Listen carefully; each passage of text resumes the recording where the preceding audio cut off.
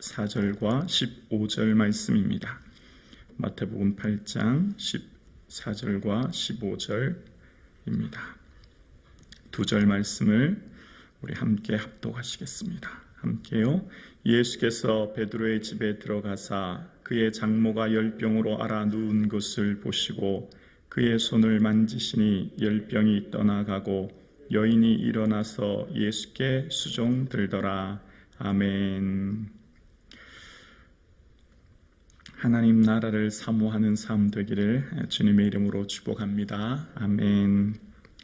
예수님께서 하신 사역의 순서를 보면 예수님이 무엇을 중요하게 여기셨는지를 알 수 있습니다. 예수님께서 오늘 말씀하신 마태복음 8장의 내용 이전에 예수님께서 무리를 보시고 산에 올라 앉으시니 라고 하면서 시작한 것이 마태복음 5장이었죠. 그리고 마태복음 5장에서 7장까지는 산상수훈이라고 하셔서 하나님 나라의 중요한 가치를 말씀하셨고, 그러니까 예수님의 사역에 중요한 것은 첫 번째 말씀이라는 겁니다.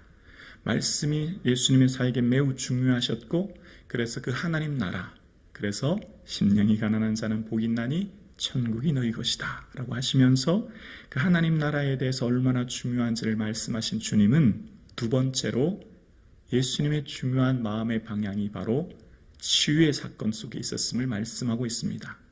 마태복음 8장에 첫 번째 등장했던 사람 기억나시죠? 나병 환자, 한센시병을 가진 사람, 그 사람의 그 절박함, 눈물, 고통, 예수님의 마음의 방향이 어디를 향하고 있는지를 금세 알 수 있죠.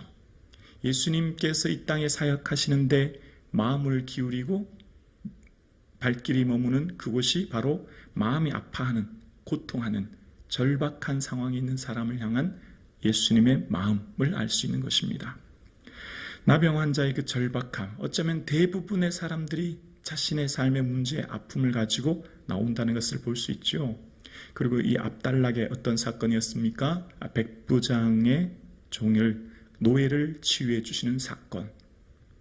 많은 사람들이 너의 문제, 타인의 문제, 이웃의 문제를 가지고 나오지는 못하죠. 대부분 나의 문제인 나병 환자의 문제를 가지고 옵니다. 두 번째, 너의 문제인 이웃의 문제를 가지고 나오는 사람, 어쩌면 소수의 사람인 것을 볼 수 있어요. 이렇게 두 번의 치유 사건, 나 자신의 아픔과 절박함, 그리고 타인의 아픔과 문제, 눈물을 가지고 나온 사람에 대한 기록이 있고, 오늘 본문 베드로의 장모의 사건에 또 한 번의 기적의 사건이, 치유의 사건이 등장합니다. 세 번째 등장하는 오늘의 사건은 치유의 동기가 무엇일까요? 바로 예수님과의 동행입니다. 첫 번째 나병 환자는 나의 삶의 절박함, 내 문제, 대부분 다 내 문제 가지고 주님께 나오죠.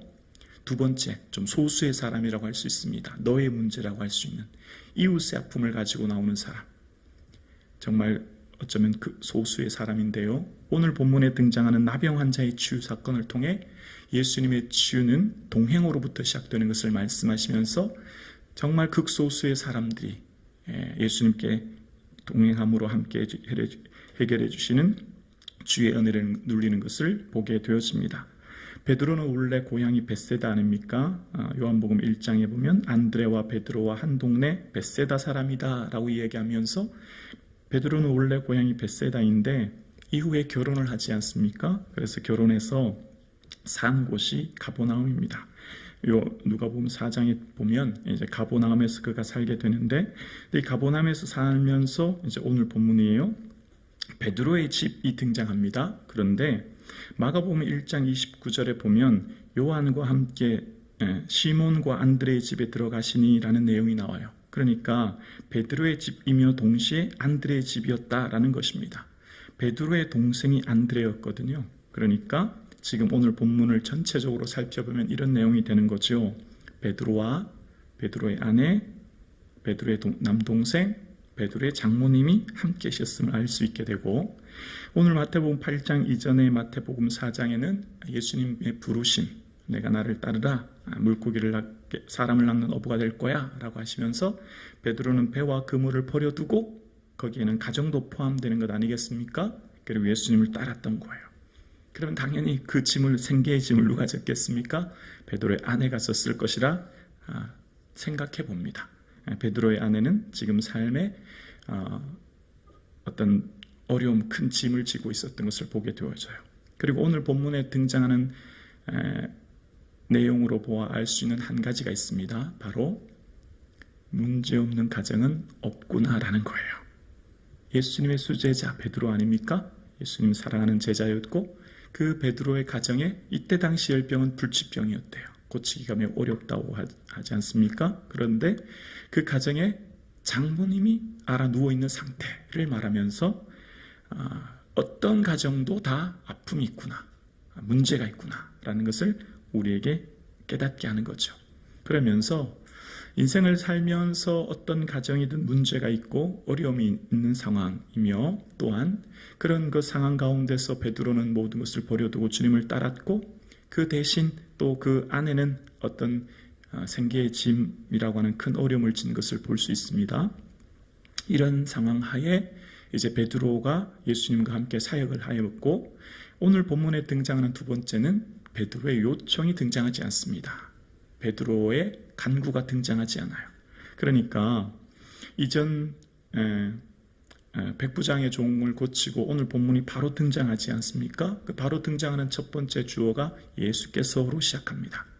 그러니까 베드로가 아니에요. 베드로가 예수님께 요청하고 간구하고 예수님 사실은 저희 집에 장모님이 많이 아파요 라고 말하지 않았다는 거예요. 주어는 예수께서 라고 시작하고 예수께서 베드로의 집에 들어가시니 라고 오늘 본문이 등장하는 것을 보게 되어집니다. 그러니까 이전의 치유 사건의 핵심은 나의 삶의 절박함, 너의 삶의 이웃의 아픔이 치유의 동기였는데 오늘의 사역의 치유의 동기는 예수님과의 동행이라는 겁니다. 예수님과 함께 걸어가고 함께 먹고 마시고 예수님과 함께 사역하는 그 길에 예수님은 이미 베드로의 아픔과 눈물을 보고 계셨다는 거죠. 아모스 3장 3절에 보면 두 사람이 뜻이 같지 않은데 어찌 동행하겠으며 라고 기록합니다. 동행의 첫 번째 조건은 뜻이 같아야 되는 거죠.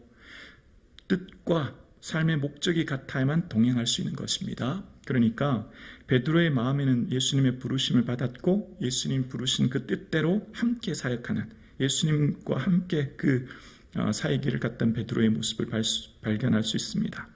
예수님과 우리가 동행하는 첫 번째 조건은 뭘까요? 예수님과 우리의 뜻이 같아야 되죠. 예수님이 중요하게 여기시는 것에 내가 중요하게 여겨야 하고 예수님의 우선순위에 우리의 우선순위를 두어야 할 때 그 동행이 시작되는 것입니다. 오늘 예배드리시는 사랑하는 성도님, 여러분의 인생에 무엇이 가장 중요한 우선순위이며 여러분의 삶의 뜻, 목적이 무엇입니까? 예수님 기뻐하는 그 일에 내 우선순위가 있어지고 예수님 원하시는 그 발걸음에 우리의 발걸음이 머물 수 있기를 주님의 이름으로 축원합니다. 오늘 본문이 중요한 것을 우리에게 가르쳐 줍니다.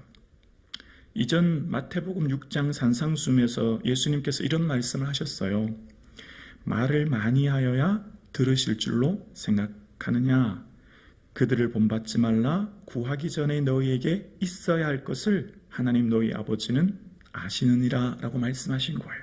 그러니까 우리의 삶에 예수님과 함께 살아가는 이 길에 기도가 무엇일까를 다시 한번 생각하게 되어요. 기도가 무엇일까? 기도는 간구, 요청, 바꿔 말하면 언어를 넘어서는 거예요. 그러니까 우리의 삶에 무엇을 구하고 요청해야만 아시는 분이 아니라 이미 구하기 전에 우리의 머리털까지 세신 주님은 참새 한 마리도 주님의 허락 없이는 떨어지지 아니하시게 하시는 주님의 권능 안에 있음을 믿고 주님께 나오는 우리는 우리의 삶에 간구하고 요청하여야만 들어주시는 그런 하나님을 넘어선 이미 우리가 구하기 전에 모든 것을 아시는 하나님 앞에 어쩌면 우리의 삶의 걸음이 주님 기뻐하시는 그 뜻에 동행하며 주님과 함께 할 때 주님이 우리의 모든 것을 함께 해주시고 우리의 모든 것을 품어주시고 우리와 함께 그 모든 내 인생의 짐을 짊어주시는 것을 보게 되어져요. 요한복음 8장 29절에 보면 나를 보내신 이가 나와 함께 하시는도다. 나는 항상 그가 기뻐하시는 일을 함으로 나를 혼자 두지 아니하셨느니라 말씀하십니다. 예수님께서는 한 번도 혼자 있지 않으셨대요. 왜냐하면 예수님은 그가 하나님이 기뻐하는 일을 하셨기 때문이라는 거예요. 하나님 기뻐하는 일을 하시는 예수님을 하나님은 홀로 버려두지 않으시고 함께 하셨다라고 이야기합니다. 우리 인생이 우리가 정말 근심하고 걱정해야 될 것은 문제, 고난, 어떤 아픔을 넘어서 우리의 정말 고민이 되어야 되고 근심이 될 것은 내 마음이 예수님께로 향하지 못하고 예수님이 기뻐하시고 예수님의 뜻을 우리가 사모하지 못하는데 우리의 고민이 있어야 되는 거죠. 그러니까 지금 내 인생의 기도 제목이 내 질병, 내 경제적인 어려움, 내 삶의 고민을 넘어서 이것은 뭐 하면 해결된다고요? 예수님과 동행하면, 예수님의 뜻을 맞추면, 너희가 내 안에 거하고 내가 너희 안에 거하면 무엇이든지 원하는 대로 구하라 말씀하신 주님처럼 우리의 정말 그 관심거리가 문제에 집중하는 것이 아니라 그 문제와 아픔에 집중하는 것을 넘어서 우리의 시선이 예수님께로 향해야 된다는 거예요. 예수님의 뜻에, 예수님이 기뻐하는 것에. 내가 어떻게 하면 예수님의 뜻을 더 이룰까? 어떻게 하면 내가 예수님 기뻐하는 일에 이렇게 살지 못하지라고 하는, 예수님이 기뻐하는 그 일에 내가 함께하지 못한다고 하는 것에 내 고민이 있어야 되는 거죠. 그러니까 오늘 본문에서 예수님께서 베드로의 장모를 사건을 통해서 우리에게 깨닫게 하신 게 뭘까요? 얘들아, 너희들이 문제에 집중하지 마. 인생의 근심에 걱정하지 마. 거기에 너희 시선을 두지 마. 너희는 나를 바라봐. 나와 함께하면 돼. 나를 더 사랑하고 내 기뻐하는 뜻에 너희도 함께할 때 너희 인생의 문제는 저절로 해결되는 거야 라고 하시는 주님의 깊은 뜻이 내재되어 있는 거죠. 주님께서는 무엇을 먹을까, 무엇을 마실까, 무엇을 입을까 염려하지 말래요. 왜요? 이건 다 이방인들이 구하는 것이래요. 너희 하늘 아버지께서 이 모든 것이 너희에게 있어야 될 줄을 아시느니라 말씀하셨고, 그 다음 말씀하신 내용이 먼저 그의 나라, 하나님의 나라와 하나님의 의는 뭐예요? 옳다 인정받는 건데요. 그 옳다 인정받는 게 뭐죠? 관계예요, 관계. 나와 하나님과의 관계. 나와 하나님과의 올바른 관계만 잘 맺어져 있으면 그것으로부터 먼저 뭘 먹고 마시고 입고 하는 근심에 걱정하지 말고, 문제에 내 시선을 두지 말고 하나님과의 올바른 관계에 내 삶의 우선순위를 두고 살아갈 때 하나님께서 주신 이 모든 일들을 더해 주시는 것을 너희는 누리게 될 거야 말씀하시는 거예요. 우리가 정말 추구하고 바라봐야 될 소망이 하나님 나라라는 거예요. 하나님 나라는 예수님 오심으로 임한 이 땅에 하나님 나라가 있고요. 또한 우리가 들어갈 장소에 내가 너희를 위해 거처를 예비한다 말씀하신 들어갈 하나님 나라가 있죠. 그러니까 하나님 나라는 온전한 다스리는 거예요. 온전한 다스림. 나를 예수님 다스려 주시는 것. 내 생각, 내 입술, 내 마음, 내 시간 사용, 내 물질 사용을 예수님 다스려 주셔서 예수님 기뻐하는 곳에 내가 살고 예수님 기뻐하는 데 내 인생을 투자할 수 있도록 다스림 받는 거예요. 그 다스림 받는 인생이 될 때 하나님 나라를 사모하고 바라보고 그 상급이 있게 된다 말씀하시는 거예요. 그래서 하나님 나라와 하나님 의를 구하는 삶에 더해 주시니 내일 일을 염려하지 말라. 한날의 게으름은 그날의 좋게 라고 하시는 겁니다. 사랑하는 성도님, 기도는 언어를 넘어서는 것임을 알 수 있어요. 기도는 주님께 머물러 있고 주님과 동행하는 것임을 알 수 있어요.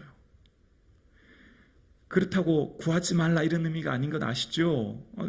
이 산상수훈에서도 구하라고 말씀하셨고 구하면 주실 거라고 말씀하셨어요.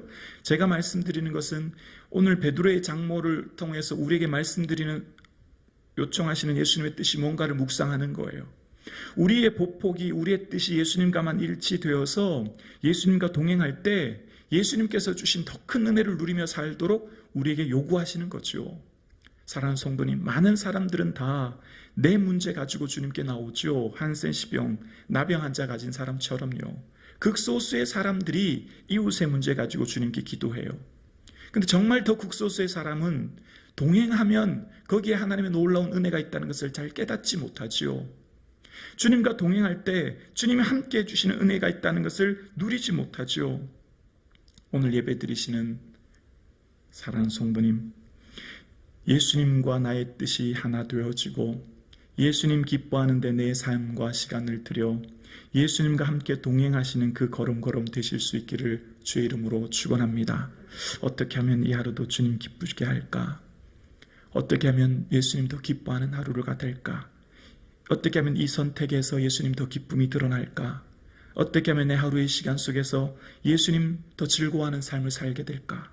그래서 내 삶을 보시면서 예수님께서 덩실덩실 춤을 추시는 이 하루 되어질 수 있기를 주의 이름으로 축원합니다. 기도드리시겠습니다.